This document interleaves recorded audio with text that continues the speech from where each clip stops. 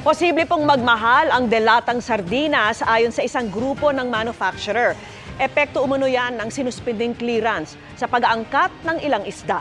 At nakatutok si Tina Panganiban Perez. Nagbabala ang isang opisyal ng Canned Sardines Association of the Philippines na posibleng tumaas ang presyo ng isang klase ng delatang isda na canned mackerel. Kasunod yan ang utos ng Department of Agriculture na suspindihin ang pagbibigay ng import clearance para sa pag-aangkat ng galunggong, mackerel at bonito. Mababawasan daw kasi ang supply dahil dyan. Pagtaas ang presyo, meron pa baba ang supply. Walang local mackerel, ang galunggong meron. Bonito, sa tuna naman yun eh. Bagamat sang-ayon na mahinto ang illegal na pagpupuslit ng imported na isda sa mga palengke, hindi naman daw sila nakonsulta bago ilabas ang utos ng DA. Medyo nabigla lang siguro ang industriya na biglang nahihinto nang walang usapan muna sa industriya between government and industry so that we could find ways and means on how to control it from going into the public market. Sabi naman ng Department of Agriculture, makakaangkat pa rin naman ang mackerel, pero may kondisyon. Well, I do not believe yung sinasabi nila. Basically, ang nakalagay doon sa aking Department Administrative Order, kung hindi naman sila mawawala ng kanilang canned mackerel eh. Ang nakalagay doon sa for the canners, they can still import the same amount of canned mackerel. Pero may babasihan na yung VAT sales nila. Tiniyak naman ng Department of Trade and Industry na minomonitor nito ang sitwasyon para masigurong hindi maapektuhan ang mga mamimili. Merong kaming ina-expect na meeting na ito-convene yung National Price Coordination Council. Miyembro ng National Coordination Council lahat yan, ang DA, ang DTI, interagency yan. So if there are any specific issues related to pricing, pag-uusapan yan dyan for sure. Ang end goal natin ay ma-present kung paano natin masastabilize ang presyo. Para sa GMA Integrated News, Tina Panganiban Perez, nakatutok 24 oras. Pinag-iisipang patawan ng parusa ang mga dumaraan sa mga expressway na walang load ng RFID. Pero paano kung defektibo lang ito? Nakatutok si Sandra Aguinaldo. Ganito ang eksena sa Northern Luzon Expressway nitong Miyerkules Santo. Humaba ang pila ng mga sasakyan sa Balintawak Toll Plaza sa dami ng palabas ng Metro Manila. Pinulong ni House Deputy Majority Leader at ACT-CIS Party List Representative Erwin Tulfo ang mga opisyal ng tollways matapos daw silang makatanggap ng mga reklamo. Bukod sa matindi talaga ang buhos ng mga sasakyan noong araw na yun, pinaliwanag ng NLEX na nakadagdag sa problema yung hindi bababa sa 10,000 sasakyang depektibo ang RFID stickers o kaya ay walang load ang RFID. Pinag-iisipan ng patawan ng parusa ang mga gagawa nito. Meron naman sanang regulatory regime for us to be able to penalize those who enter the expressways without sufficient load or with a defective. Kasi ngayon wala. Ayon sa Toll Regulatory Board o TRB, magpapalabas ng kautusan kaugnay sa paglalagay ng signage na bawal pumasok sa tollways kung halimbawa ay wala kang load sa RFID. Kung lalabagin ito, pwedeng matikitan ang motorista para sa disregarding traffic sign. Nakikita ring solusyon para mapabilis ang daloy ng mga sasakyan, ang planong pag-aalis sa mga boom barriers sa mga toll plaza at gawing cashless ang transaksyon. May mekanismo naman daw para masingil lahat ng dadaan doon. At nag-upgrade na rin daw ng RFID stickers at readers ang NLEX at SLEX. They were talking with TRB, SLEX and NLEX to come up with a barrierless tollways starting around November. So wala na hong barrier na yan. We will implement sometime in June the cashless or contactless program, meaning we will have full cashless along tollways, in all tollways under TRB's jurisdiction. And in July or thereafter, we will implement the interoperability phase 3, meaning we will have one account or one wallet with one RFID. Pero posible raw na 2 taon pa bago ganap na maipatupad ito para maplansya ang bawat detalye. Kasama rin sa nakikitang solusyon ang pagtatayo ng bagong infrastructure para lumuwag ang mga expressway, bagay na patuloy raw na ginagawa ng SLEX.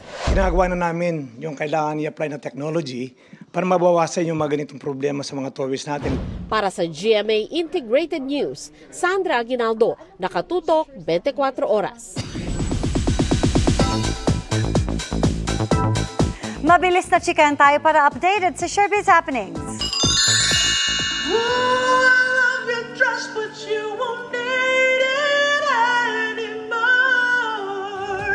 Kahit si Dennis Trillo, hindi pinalampas ang trending song cover ni Tom Rodriguez. At complete the get-up, naka-Minnie Mouse filter pa siya. Ilang araw bago ang kanilang show sa Canada, all set and ready to go ang ating Sparkle Love Teams. Bigay na bigay ang Team Barda, Juliver, pati na rin ang Team Ruka sa kanilang rehearsals.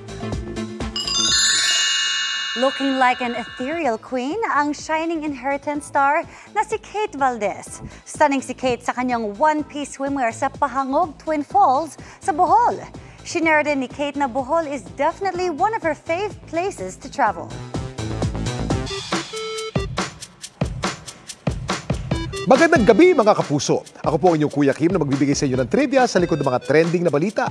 Mainit na balita ngayon ang kaliwat kanang grass fire na naitatala sa bansa. Gaya ng nangyari sa Bacolod kung saan hindi lang isa, kundi 2 grass fire ang tumupok sa ekta-ektaryang damuhan. Ang init ng panahon sa Bacolod City sa Negros Occidental, mas lalo pa raw lumala sa pagsiklab ng grass fire na ito. Ang apoy mabilis na kumalat sa 2 ektaryang damuhan sa boundary ng Bacolod at Talisay City. Nung umaga ng April 2, naka-receive po tayo ng tawag, grass fire po. Sagawa po tayo ng pagdepensa doon sa mga populated area. Meron pong mga natural fire breaks na po tayo na-utilize. Ekta-ektarya kasi po yung covered ng grassland. Kung hindi rin po natin diretsong maapula po yan, na-fire out po natin at around past 9 a.m. Pero makalipas na nga mahigit 7 oras, ang Bacolod City Fire Station nakatanggap muli ng report. Isa pang grass fire kasi sumiklab malapit lamang sa pinangyarihan ng naunang sunog. May tawag po sa atin na separate location, but na-realize po natin na parang kadugtong lang din po nung umagang sunog. Possibly, meron po mga natirang mga embers. Po na-fire out po natin around 8:05 ng gabi.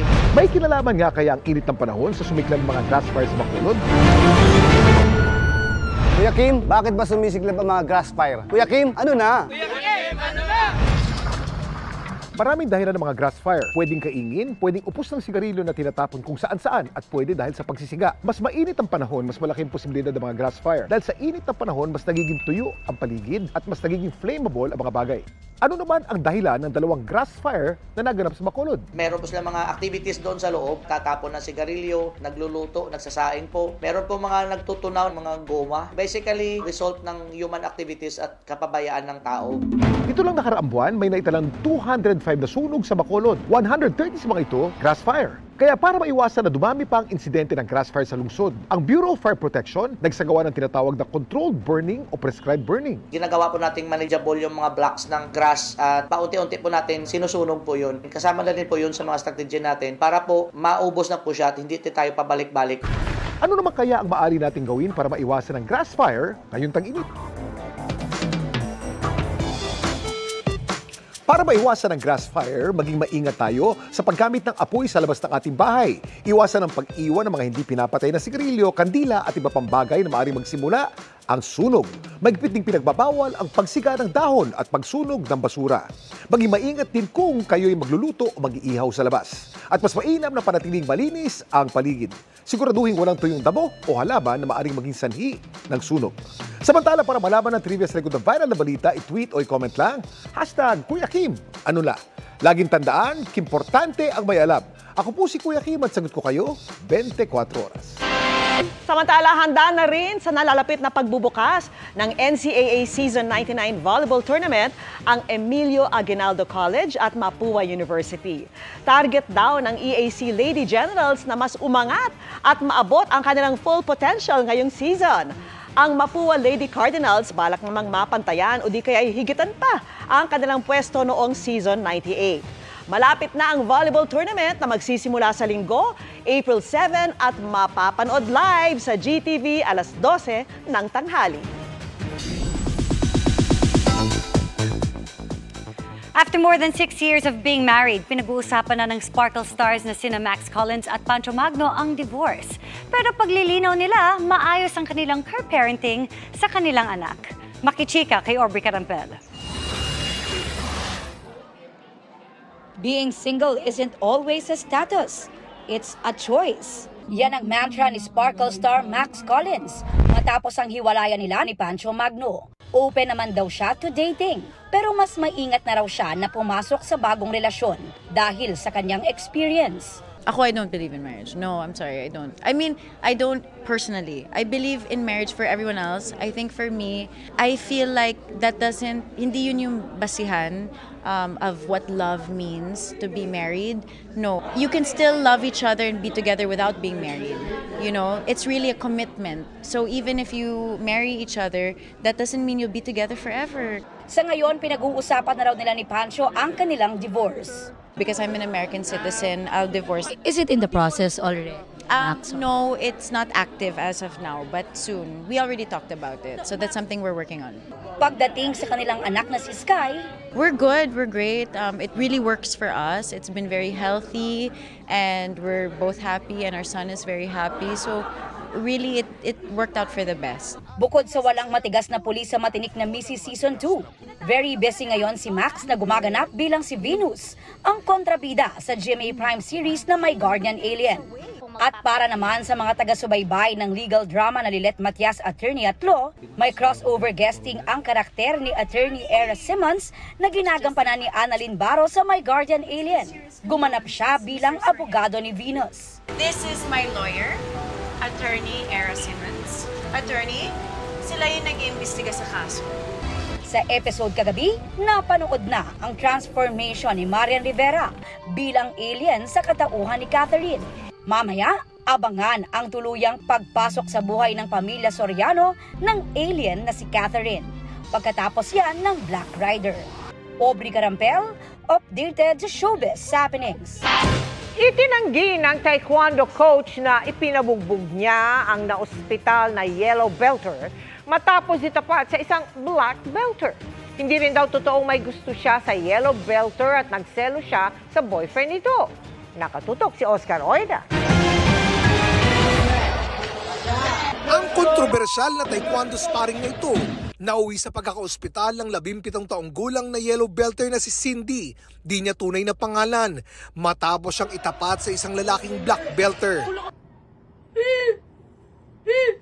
Ang kanyang sinisisi, ang kanyang coach. Wala akong intensyon na pabugbog ko yung bata. Expected na po pagdating ko sa taekwondo na matatamaan ko talaga, masasaktan po, na may injury, matutumba. Lahat po yun, napaka-normal. Unexpected na po yun eh. Kasi nga ako, nasa physical sports po tayo. Sa panayam ng digital news website na Archipelago News, dumepensa sa batikos ang taekwondo coach.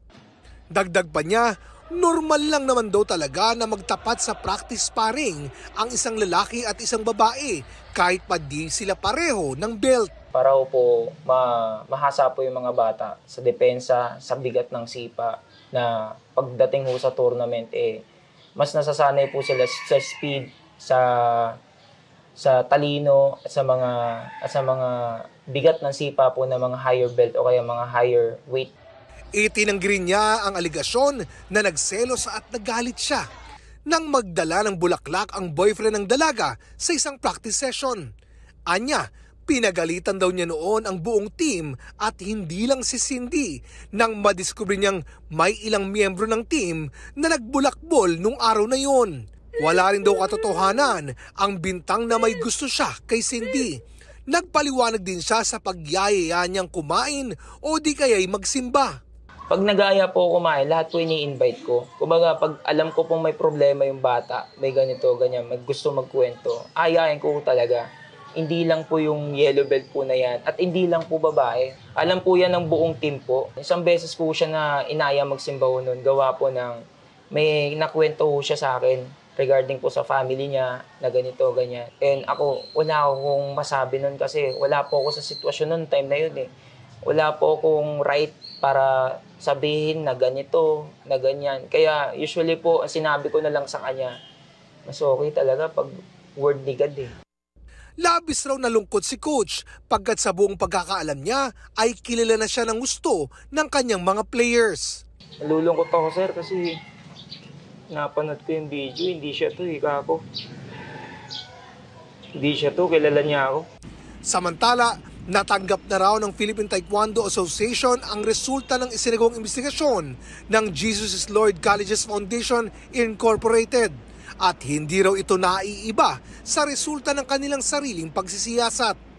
Na-review daw nila ang mga video ng practice at wala raw silang nakikitang indikasyon na sinadya at iniutos na bugbugin ang nasabing yellow belter. Actually, pag titignan nyo mabuti yung video, hindi naman papunta yung sipa sa muka. It's 2 body kick. Dalawang papunta sa katawan. It's just so happy yung second kick, padulas yung bata. Kaya tumama siguro sa muka. Pero again, dun sa video na pinapanood ko, when I was watching it, hindi ko makita kung paano tumama sa muka kasi nakaharang na yung supposed to being parang nagre-referee sa kanila. Sinusubukan pa ng GMA Integrated News na makuha ang panig ng pamilya ni Cindy ukol dito. Para sa GMA Integrated News, Oscar Oida, nakatutok, 24 oras. Pet at guard-in-one ng aso ng isang pamilya sa San Carlos City, Negros Occidental. Si Bantay kasi literal na binantayan ang bahay ng kanyang amo laban sa lalaking umaaligid sa paligid nito. Sa video, makikita ang pag-akyat sa bakod ng suspect at dahan-dahang pumasok sa loob. Pero ang kanyang plano, naunsyami dahil to the rescue si Bantay na dali-daling hinabol ang lalaki. Napakaripas naman ang takbo at tuluyang tumalon palabas ang lalaking tukoy na raw ng mga otoridad ang pagkakakilanlan. At yan ang mga balita ngayong Huwebes. Ako po si Mel Tiangco. Ako naman po si Vicky Morales para sa mas malaking misyon. Para sa mas malawak na paglilingkod sa bayan, ako po si Emil Sumangil. Mula sa GMA Integrated News, ang News Authority ng Pilipino. Nakatuto kami 24 oras.